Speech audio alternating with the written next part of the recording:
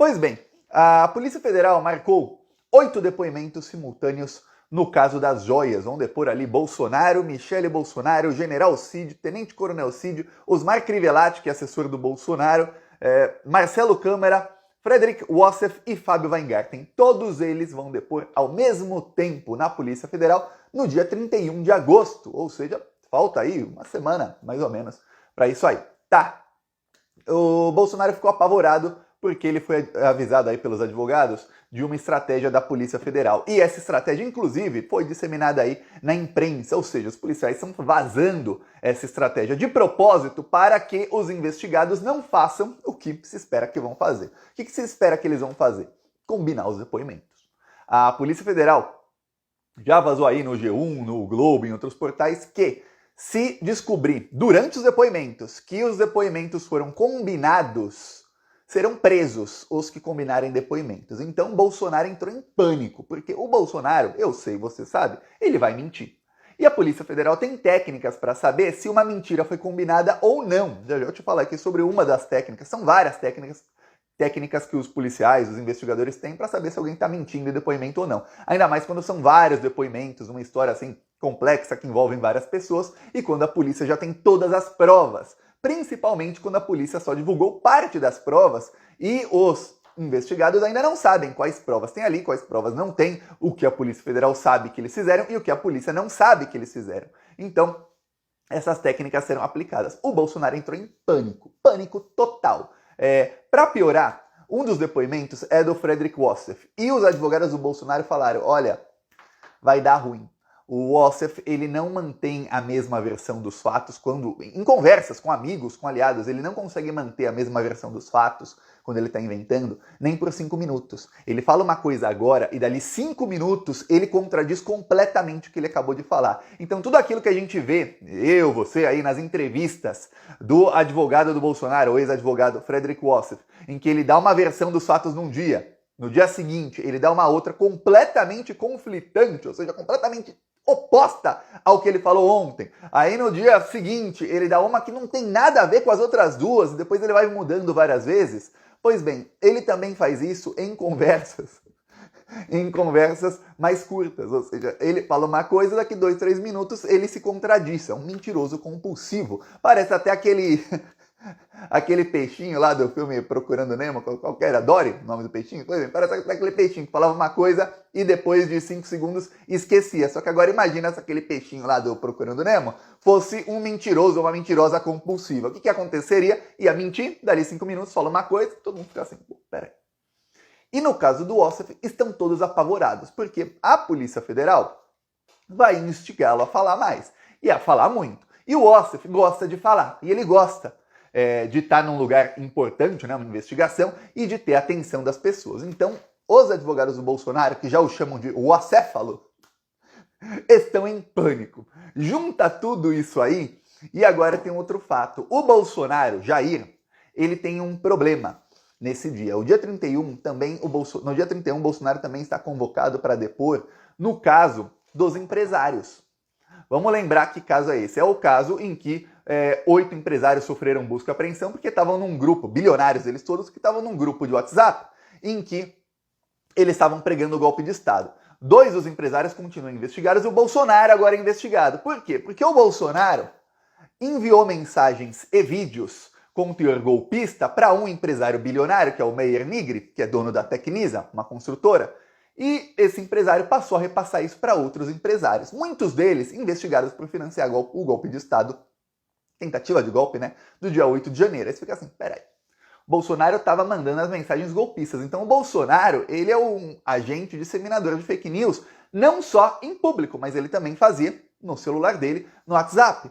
Só que aí vem a pior parte. O Bolsonaro está cometendo crime, obviamente. Ele estava ali incentivando os ataques ali. Não, era em agosto, não se falava dos ataques de ir para frente dos quartéis, foi antes da eleição, mas ele estava criando aquele clima que levou à tentativa de golpe de Estado. Então estava ali já no incentivo aos ataques terroristas que seriam caso ele perdesse a eleição, que acabou acontecendo.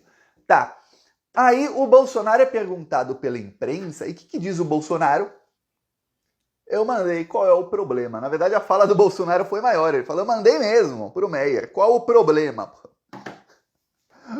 problema é que é crime, Bolsonaro. O problema é que você está confessando um crime. Pois bem, o Bolsonaro confessou o crime aí para todo mundo. Ele mandou realmente as mensagens para o dono da Tecnisa, um empresário bilionário, repassar a outros empresários bilionários. Alguns deles que estão sendo investigados por financiar os atos terroristas do dia 8 de janeiro. Lembremos, no inquérito ali sobre aquele grupo de WhatsApp, 6 empresários já foram ali inocentados naquele grupo de WhatsApp. O que não quer dizer que esses empresários não estejam em outros inquéritos. O que também não quer dizer que outros empresários que têm contato com o Meyer Nigre também não estejam no inquérito de financiadores, e alguns, segundo a Polícia Federal, estão. Então, mantém a investigação. O Bolsonaro vai ter que depor. Bolsonaro, que já confessou aí o crime ao vivo, para todo mundo ver, saiu em toda a imprensa, cobertura ampla aí da imprensa sobre isso, o Bolsonaro agora vai ter que depor, e aí ele vai no depoimento falar o que desmentiu o que ele acabou de falar, porque ao vivo ele, a prensa chegou lá, microfone, ele, mandei. Não tinha perguntado para advogado, provavelmente. O Bolsonaro está aí há meses, desde o dia 9 de janeiro, o Bolsonaro está em uma missão. Qual é a missão de Jair Bolsonaro desde o dia 9 de janeiro? É tentar apaziguar as suas relações com o Supremo Tribunal Federal. É tentar ali implorar por um acordo de paz. Olha, eu paro de atacá-los e vocês esquecem dos meus crimes. E aí, o Bolsonaro de repente admite que realmente eu estava mandando ali para os empresários, para várias pessoas, parece que foi encaminhado por ele, ou seja, para muita gente, vídeos incitando guerra civil, vídeos e mensagens dizendo que o TSE e o STF querem uma guerra civil no Brasil, mensagens dizendo que as eleições seriam fraudadas pelo TSE e mensagens xingando 3 ministros do STF e que na época também eram do TSE, o Fachin, o Barroso e o Alexandre de Moraes. O Fachin nem tá mais no TSE hoje, para ter ideia. Pois bem, e aí tá lá a confissão. Aí, diante de tudo isso, o Bolsonaro, não, agora eu vou pro hospital, estou mal do intestino. Ele e a Carla Zambelli, né? A Carla Zambelli é outra que também tá mal do intestino, teve alta do hospital. A Carla Zambelli entrou no hospital com uma doença, depois ela tinha 3 doenças, aí foi piorando, aí tava em estado grave. Eu falei, Carla Zambelli tá em estado grave, quer ficar mais uns dias. Aí devem ter avisado ela, Carla, não vai ser agora que você vai ser presa não. Ela, teve alta.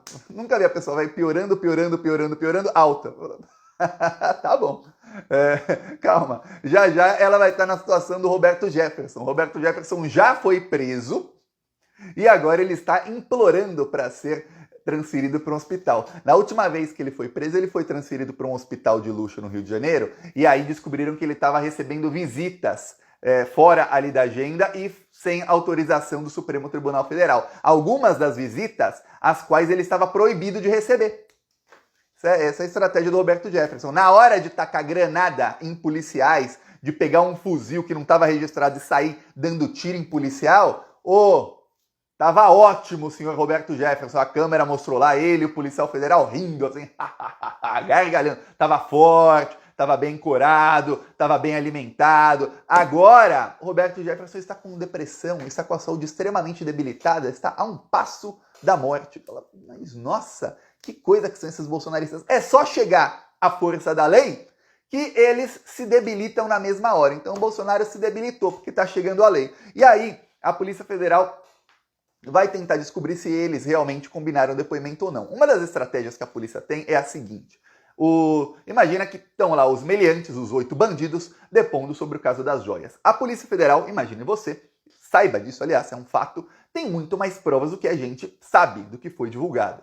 A Polícia Federal faz uma pergunta para todo mundo que sabe que eles vão mentir. Por quê? Porque pergunta sobre algum dos crimes.